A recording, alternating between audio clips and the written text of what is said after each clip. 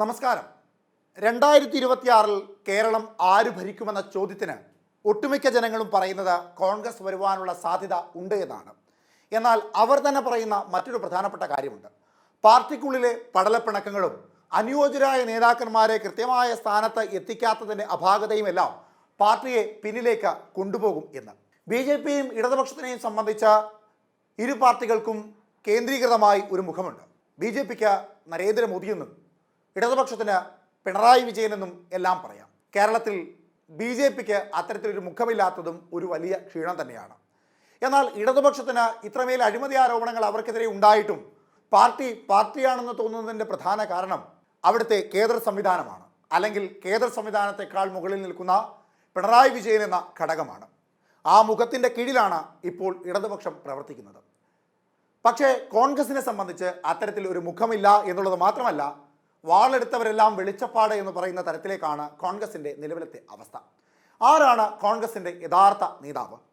KPCC അധ്യക്ഷനായ K. സുധാകരനാണോ എന്ന് ചോദിച്ചാൽ ആണെന്നും പറയാം, അല്ലെന്നും പറയാം. പ്രതിപക്ഷ നേതാവ് VD സതീശനാണോ എന്ന ചോദ്യമുയർന്നാൽ ആണെന്നും അല്ലെന്നും മറുപടി ഉള്ളവരുണ്ട്. ഇനി ഇതൊന്നുമല്ല, ഇവരെക്കാൾ കരുത്തുള്ളത് AICC ജനറൽ സെക്രട്ടറി KC വേണുഗോപാലിനാണ് എന്ന വാദം പറയുന്നവരും നിരവധിയാണ്.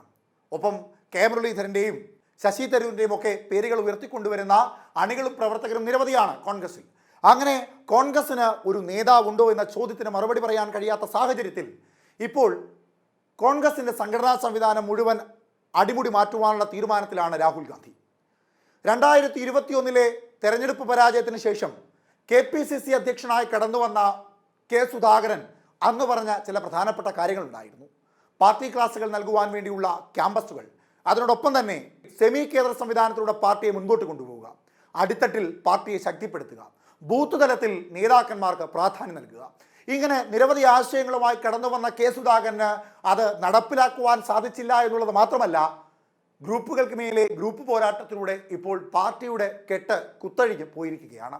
തിരിച്ചുപിടിക്കണമെന്ന് കേരളത്തിലെ കോൺഗ്രസ് നേതാക്കന്മാർക്ക് അത്ര വലിയ ആഗ്രഹമില്ലെങ്കിൽ പോലും സാക്ഷാൽ രാഹുൽ ഗാന്ധിക്ക് അതുണ്ട്. അതുകൊണ്ട് രാഹുൽ ഗാന്ധി ചില തീരുമാനങ്ങൾ എടുത്തിട്ടുണ്ട്. പാർട്ടിയെ തിരിച്ചു കൊണ്ടുവരണം എന്ന തീരുമാനത്തിൽ അദ്ദേഹം ഭാരത് ജോഡോ യാത്ര വീണ്ടും ആരംഭിക്കുവാൻ പോകുന്നു എന്ന് സമൂഹ മാധ്യമങ്ങളിലൂടെ ജനങ്ങളെ അറിയിക്കുകയും ചെയ്തു. ഇനി ജനങ്ങളെ കണ്ടുപോകുന്നതിനോടൊപ്പം തന്നെ പാർട്ടിയുടെ അടിത്തട്ടും പാർട്ടിയുടെ കെട്ടുറപ്പും ഉറപ്പിക്കണമെന്ന തീരുമാനത്തിൻ്റെ ഭാഗമായാണ് ശക്തമായ ചില മാറ്റങ്ങൾ രാഹുൽ ഗാന്ധി മുൻപോട്ട് വയ്ക്കുന്നത്. അത് കോൺഗ്രസിൽ കൊണ്ടുവരേണ്ട ആവശ്യകത ഏറെയാണ് എന്ന് പാർട്ടിയിലെ ചില അണികളും അദ്ദേഹത്തെ പറഞ്ഞ് ബോധ്യപ്പെടുത്തിയിട്ടുണ്ട്. എന്തായാലും എന്താണ് കോൺഗ്രസ് കൊണ്ടുവരുവാൻ പോകുന്ന മാറ്റങ്ങൾ എന്നതിന് പ്രാധാന്യം ഏറെയാണ്. ഇനി നേതൃനിരയിലേക്ക് അങ്ങനെ ആർക്കും എളുപ്പത്തിൽ കടന്നു വരുവാൻ സാധിക്കില്ല. ഗ്രൂപ്പിൻ്റെ പേരിൽ ആർക്കും DCC അധ്യക്ഷനോ KPCC ഭാരവാഹികളോ ഒന്നും ആകുവാൻ സാധിക്കുകയില്ല. അത് തീരുമാനിക്കേണ്ടത് പാർട്ടി തന്നെയാണ്. യഥാർത്ഥത്തിൽ കേന്ദ്ര സംവിധാനത്തിൻ്റെ പാതയിലേക്ക് കോൺഗ്രസ് പോകുന്നു എന്നതിൻ്റെ ആദ്യ ലക്ഷണം കൂടിയാകണം രാഹുൽ ഗാന്ധിയുടെ പുതിയ തീരുമാനങ്ങൾ. ഓരോ ജില്ലയിലെയും ഏറ്റവും സ്വാധീനമുള്ള 3 നേതാക്കന്മാരുടെ പാനൽ ഉണ്ടാക്കി അഭിമുഖത്തിൻ്റെ അടിസ്ഥാനത്തിൽ അവരിൽ നിന്ന് DCC അധ്യക്ഷന്മാരെ തിരഞ്ഞെടുക്കുകയാണ് കോൺഗ്രസിൻ്റെ പുതിയ പ്രധാനപ്പെട്ട നീക്കം.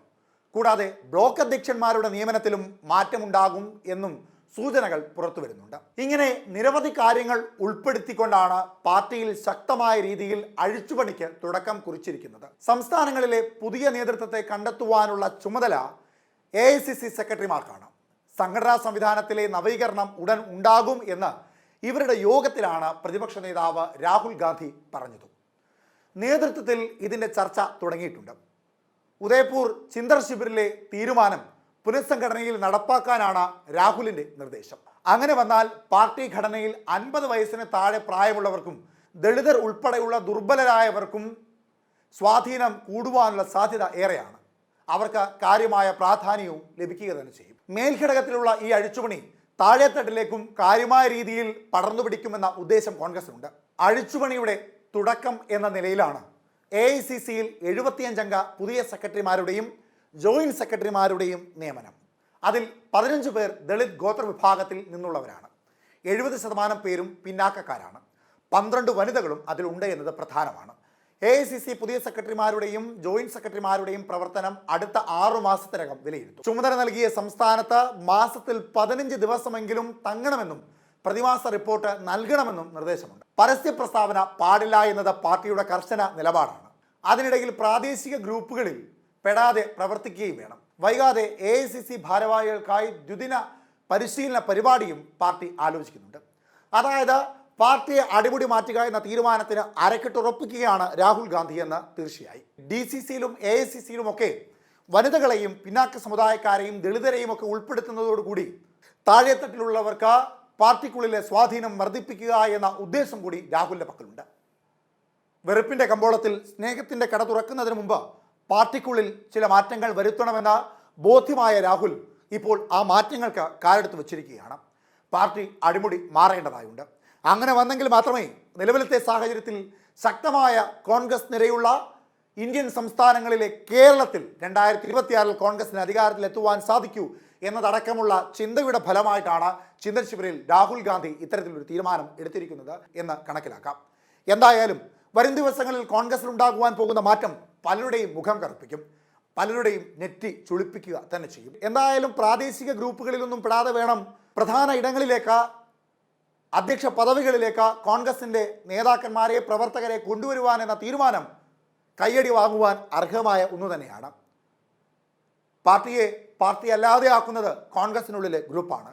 എന്നാൽ പാർട്ടി തകർന്നപ്പോൾ വളർത്തിയെടുത്തതും ഗ്രൂപ്പാണ് എന്നത് മറക്കുവാൻ സാധിക്കുന്നതല്ല. എന്നിരുന്നാലും കോൺഗ്രസിനെ തകർക്കാതെ വളർത്തുക എന്ന ഉദ്ദേശ ലക്ഷ്യത്തോടു കൂടി രാഹുൽ ഗാന്ധി കൊണ്ടുവന്ന മാറ്റങ്ങൾക്ക് കോൺഗ്രസിനുള്ളിലെ ഒരു വിഭാഗം കൈയടിക്കുന്നുണ്ട്, മറുവിഭാഗം നിശബ്ദത പാലിക്കുകയാണ്. ഭയക്കണം ആ നിശബ്ദതയെ.